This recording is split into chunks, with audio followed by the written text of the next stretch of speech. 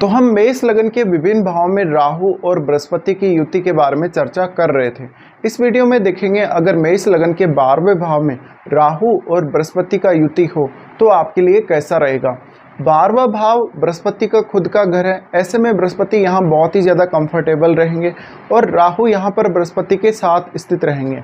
अगर बृहस्पति वक्री हो जाते हैं तो यहाँ राहु का पूर्ण रूप से प्रभाव बृहस्पति पर बढ़ जाएगा, जिसकी वजह से बृहस्पति यहाँ पर राहु को प्रभावित नहीं कर सकेंगे। और अगर लेकिन यहाँ पर बृहस्पति काफ़ी पावरफुल स्थिति में है तो निश्चित रूप से यहाँ पर राहु अपनी पूर्ण रूप से नहीं चला सकेंगे 12वें भाव में। ज़्यादातर केस में इस स्थिति में आपका जो आध्यात्मिक विकास है जीवन में वो काफ़ी तेज़ी से होगा। इसके अलावा ये कंजक्शन आपको काफ़ी बार परेशान भी करेगा, हालांकि इस कंजक्शन के काफ़ी सारे अच्छे रिजल्ट्स भी हैं, लेकिन ये कंजक्शन में मेनली आपको पैसे का खर्चा बहुत ही ज़्यादा होगा। आपके हाथ में पैसा रुकेगा नहीं, आप अपने खर्चों को प्लान नहीं कर सकेंगे, इवन आप अपनी डेली लाइफ को भी प्रॉपर्ली प्लान नहीं कर सकेंगे और आपका जो रूटीन है काफ़ी ख़राब रहेगा या बहुत ही ज़्यादा अनसेटल रहेगा। इसके साथ साथ कार्य क्षेत्र में भी आपको काफ़ी सारी प्रॉब्लम्स देखने को मिलेंगी, जहां पर आप किसी भी काम को समय पर नहीं कर पा रहे या किसी भी परिस्थिति को ठीक प्रकार से हैंडल नहीं कर पा रहे हो। इसके साथ साथ कहीं ना कहीं अगर स्त्री के चार्ट में ये कंजक्शन है मेष लगन की कुंडली में तो निश्चित रूप से उनके हस्बैंड जो हैं उनको या तो स्वास्थ्य संबंधी शिकायतें रहेंगी या फिर उनके हस्बैंड ऐसे हो सकते हैं जो बहुत ज़्यादा खर्चा करवाएंगे, या अगर कोई बिजनेस करेंगे तो बिजनेस में बहुत बड़ा लॉस हो सकता है। इसके साथ साथ स्त्रियों की कुंडली में ये प्रॉपर विवाह होने के पश्चात विदेश में सेटलमेंट के चांसेस बनाएगा। तो ऐसी कंडीशन में अगर आप विदेश जाना चाहते हैं, विदेश में सेटल होना चाहते हैं, अपने आध्यात्मिक जर्नी शुरू करना चाहते हैं या स्टडी पर्पज़ के लिए विदेश जाना चाहते हैं तो आपके लिए बहुत अच्छी स्थिति है। लेकिन नॉर्मली जिनके कुंडली में विदेश सेटलमेंट का योग नहीं है स्त्रियों की कुंडली में, उनके लिए यहाँ पर थोड़ी सी परेशानी बन सकता है ये कंजक्शन कभी कभी। इसके साथ साथ आपको ये भी देखना है कि 12वें भाव पर आपकी कुंडली में कौन कौन से अन्य ग्रहों की दृष्टि है, उनका भी आप विचार अवश्य ही करें। अब यहाँ पे बृहस्पति जितना ज़्यादा मजबूत होगा समझ लीजिए उतना ज़्यादा ये कंजक्शन आपको हीलिंग पावर प्रोवाइड करेगा, उतना ज़्यादा ये आपके इंट्यूशंस को बढ़ाने वाला होगा। लेकिन घर परिवार के लिए बहुत ज़्यादा समय आप नहीं दे सकेंगे और घर परिवार के लिए जो आपके काम होंगे उनको भी आप ठीक तरीके से प्लान नहीं कर सकेंगे। अब आपके चार्ट में बृहस्पति 9वें भाव के भी स्वामी है और 12वें भाव के भी स्वामी है। ऐसी कंडीशन में पुरुष जातक हों चाहे स्त्री जातक हों, उनको विदेश में ज़्यादा सफलता मिल सकती है। उनको अपने देश की बजाय विदेश में रहना ज़्यादा सूट कर सकता है। इसके साथ साथ समय के साथ साथ आपके जीवन में आध्यात्मिक विकास या आध्यात्मिक प्रगति का मार्ग काफ़ी तेज़ी से खुले। तो अगर आप आध्यात्मिक प्रोग्रेस चाहते हैं अपने जीवन में, आध्यात्मिक रूप से डेवलप होना चाहते हैं अपनी लाइफ में, तो आप इस कंजक्शन के ऊपर ट्रस्ट कर सकते हैं और इसके हिसाब से आप आगे बढ़ सकते हैं। अब यहाँ पे अगर हम इनकी दृष्टियों की बात करें तो सबसे पहले, क्योंकि दोनों की दृष्टि सेम ही है, दोनों ही आपके 4th हाउस को एस्पेक्ट करेंगे अपनी पंचम दृष्टि से। 4th हाउस पर एस्पेक्ट रहने की वजह से ये आपके घर परिवार के कार्यों के लिए अच्छी स्थिति नहीं है। आपको हमेशा परिवार के लिए, घर के लिए बहुत ज़्यादा चिंता देगा, डिप्रेशन देगा, एंग्जाइटी देगा। इसके साथ साथ माताजी के साथ रिलेशंस को लेकर ये कंजक्शन बिल्कुल भी अच्छा नहीं है।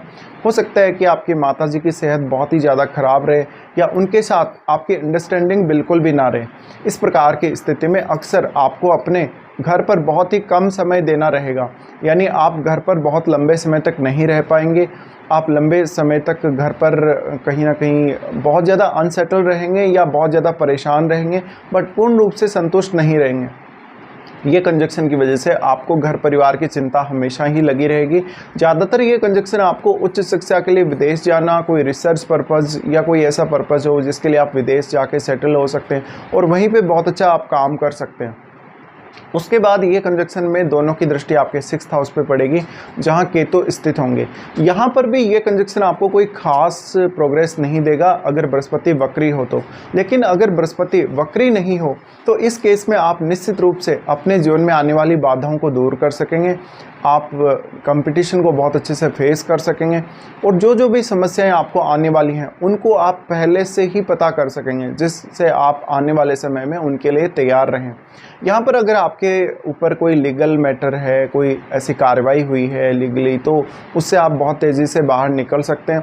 अब यहाँ बृहस्पति अगर वक्री नहीं है तो आपको सही फैसले लेने के लिए प्रेरित करेगा, जिससे आप अपने ज्ञान और क्षमता का बेहतर इस्तेमाल कर सकेंगे। लेकिन अगर बृहस्पति वक्री हो जाते हैं, उस केस में यहाँ राहु का प्रभाव पूर्ण रूप से बृहस्पति पर पड़ेगा, और क्योंकि 12वें भाव के स्वामी भी बृहस्पति ही है, इसलिए अगर बृहस्पति यहाँ वीक स्थिति में होते हैं तो राहु का प्रभाव पड़ेगा आपके ऊपर सबसे ज़्यादा। इस केस में आपको काफ़ी सारी दिक्कतें आएंगी। आप बहुत ज़्यादा ऑब्सेस्ड रहेंगे आध्यात्मिक जीवन के लिए या किसी भी अन्य कार्य के लिए। हो सकता है आप विदेश में सेटल होने या विदेश में जॉब वगैरह करने के लिए भी बहुत ज़्यादा ऑब्सेस्ड हों, लेकिन आप जिस प्रकार से चाहेंगे उस प्रकार से आपको सफलता मिलेगी नहीं। आपके लिए सफलता का मार्ग काफ़ी ज़्यादा कठिन रहेगा। लेकिन बृहस्पति अगर अच्छी स्थिति में हुए तो आप कुछ हद तक अपने ज्ञान की वजह से या अपनी विवेक की वजह से अपनी जो समस्याएं उनको दूर कर सकेंगे और एक आसान जीवन जी सकेंगे। यहाँ पर अब आपको कर्ज लेने से हमेशा ही बचना चाहिए जब दोनों की दृष्टि 6th हाउस पे आ रही है। इसके साथ साथ अपनी सेहत को लेके, अपनी संतान को लेके और अपने घरेलू जीवन को लेके आपको सबसे ज़्यादा चिंता करनी चाहिए। यहाँ पर बृहस्पति आपको काफ़ी ज़्यादा मदद कर सकते हैं। अगर वो अच्छी स्थिति में हुए तो आप किसी भी प्रकार का कंपटीशन बहुत आसानी से फाइट कर सकेंगे। आपको अगर किसी भी प्रकार का विवाद का सामना करना पड़ता है किसी के साथ भी, चाहे अपने बॉस के साथ, चाहे अपने कलीग्स के साथ या किसी भी अन्य व्यक्ति के साथ, तो उस स्थिति से आप आसानी से अपने आप को दूर कर सकेंगे और आसानी से वहाँ आप विजय प्राप्त कर सकेंगे। दोनों की दृष्टि 6th हाउस पर रहने की वजह से आपको अपनी डेली के कामों में काफ़ी ज़्यादा रुकावटें आ सकती हैं या बहुत ही ज़्यादा बिना प्लानिंग के आप काम करने वाले हो सकते हैं, जिसकी वजह से आपका एक काम आपके दूसरे काम को डिस्टर्ब करेगा सबसे ज़्यादा। तो यहाँ पे आपके रूटीन को प्लान करना आपके लिए बहुत ही ज़्यादा ज़रूरी हो जाता है। उसके बाद दोनों की दृष्टि आपके 8वें भाव पे पड़ेगी। 8वें भाव पे दृष्टि होना ये आपके लिए काफ़ी ज़्यादा इम्पोर्टेंट है, क्योंकि अगर आपका उद्देश्य आध्यात्मिक विकास करना है जीवन में या आध्यात्मिक रूप से जीवन में आगे बढ़ना है, तो ये जो दृष्टि आपको सबसे ज़्यादा मदद करेगी।